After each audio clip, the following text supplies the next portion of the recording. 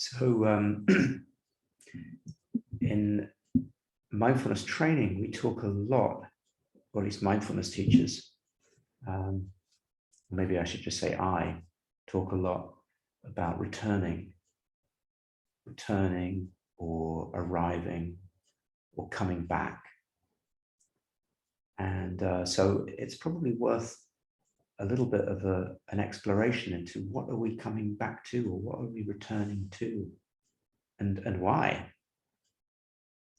And another phrase that comes up quite a lot is quality of becoming familiar, like becoming familiar with the breath, becoming familiar with the body.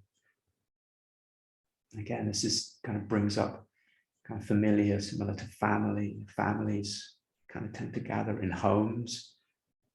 So this is a sort of theme that re-arises of kind of meditation as being somehow home-like, or homely even maybe. And this might seem a little strange in that a lot of people, myself included, originally came to meditation training because we want something to be different, or to escape from some kind of home. You know, like we want to leave the home that we're in and find a better one. So it kind of seems perhaps a little strange. What's this all about when we talk about returning, coming back, re-arriving? I was struck by some of the comments in that practice, kind of like some pleasant, but some perhaps difficult experiences being shared, and not being able to change those, and just being here. Can't get out of this, or want that to be different.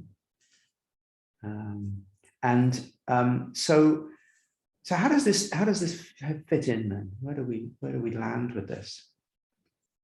There you go. There's another one. Landing. Sense of landing, kind of, you know, we land on home shores perhaps. And it's the discovery that that our well-being is already right here. Pema Chodron uses the phrase, we're one eye blink away from being awake. And continually, it's like so close. It may not feel that way, but it's so close. And yet, because we don't experience quality of perhaps settledness or peace, we think it must be somewhere else than where we already are. And so we go on a kind of a search. And you know, there's a lot of great stories about the kind of like the you know, the hero's journey. And you know, thinking of someone like Dorothy in Wizard of Oz, you know, where kind of like this is sort of leaving of home and into this sort of seemingly magical world, and yet actually it ends up being no place like home, but only after the journey somehow. It's like T.S. Eliot talks about this too in Little Gidding, when he talks about returning to the place where we started and to know the place for the first time. So it's not that nothing has changed when we return home in our mindfulness practice. It's somehow that we aren't doing the changing. It's like we come home to something having been transformed, and yet we're back home. So what is it that's transformed? Well, it seems to be that what's transformed is our relationship to kind of our being at home, relationship to our familiar situation, whatever that happens to be, because we've all got our own familiar tendencies, the annoying this, or the painful that, or the not being good enough at this, or whatever the self-criticism that comes up. And it's not that necessarily stops coming up when we drop back in to being, that we can perhaps meet that experience somehow differently. And this is difficult because it involves a kind of a leap of faith, or at least it did for me. I know, kind of like it was the most difficult thing, it seemed to be at the time when I started practicing meditation, to drop back and stay, because what I was dropping back and staying with was so unpleasant. And yet I kind of, somehow I trusted the people who were teaching me this practice. There somehow seemed to be some kind of wisdom in it. But if we're willing to take that leap of faith and somehow to find a way to actually realize what that coming home is, because, I could talk about it all day and you might still have the question, well, what on earth does this mean, coming home? And that, I think, is where my experience is that's where the meditation practice comes in, because it actually guides us through this process of how to return. It's like the journey that we make. And in a way, it's very simple. It's a journey from, we notice the mind wandering and we come back.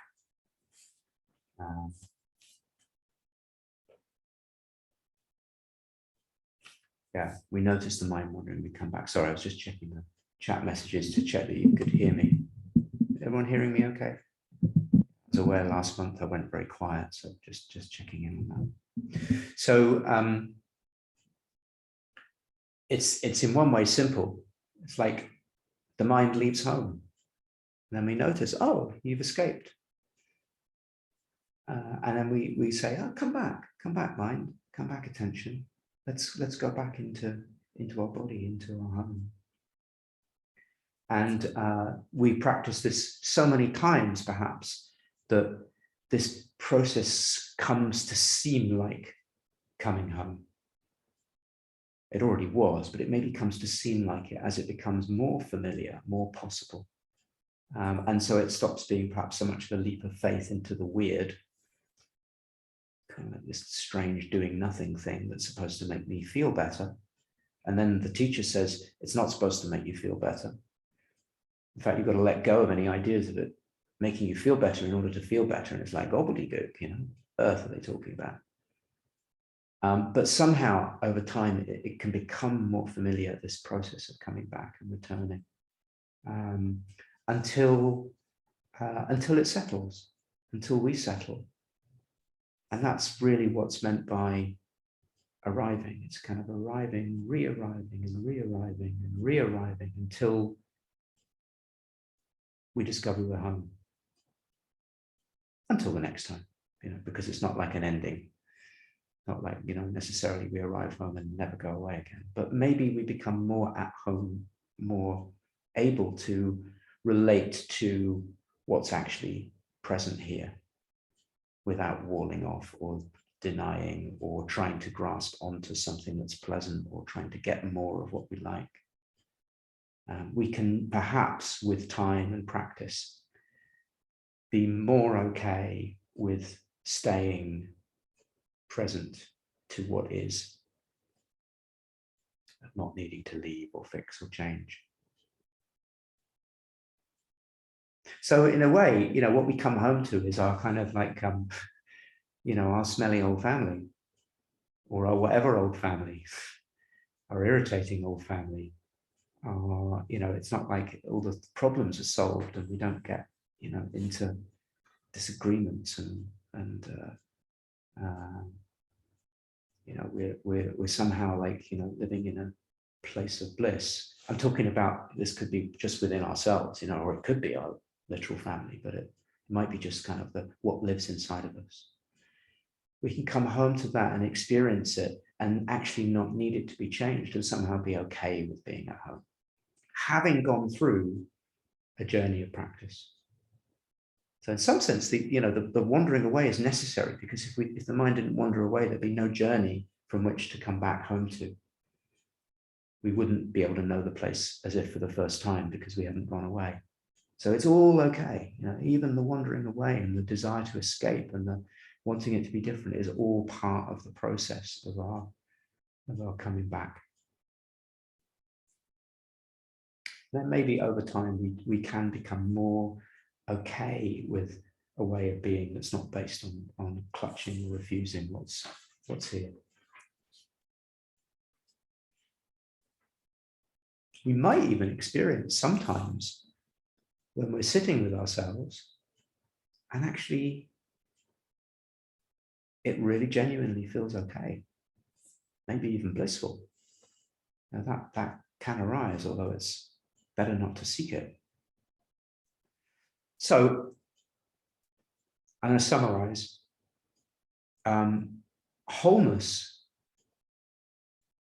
or rather well-being, means wholeness. Well-being, whole being. And wholeness is a process of coming back together from sort of tension or distress. It's a process of actually coming back, mind and body synchronizing, which is what we practice in meditation. This creates an integration, restores us to our kind of our full capacity, because it, like as two separate parts or several separate parts, but like much less effective than actually when we're an interconnected network. And with that integration, which means an acceptance of things, reality as it is, we've got more chance of then relating skillfully. Actually, of if there is doing to be done, that we might be able to do it from this sense of, starting where we are. Again, title of another one of Pema Chodron's books, Start Where You Are. The kind of the home that you're in right now. So a shift in perspective rather than a change in circumstances.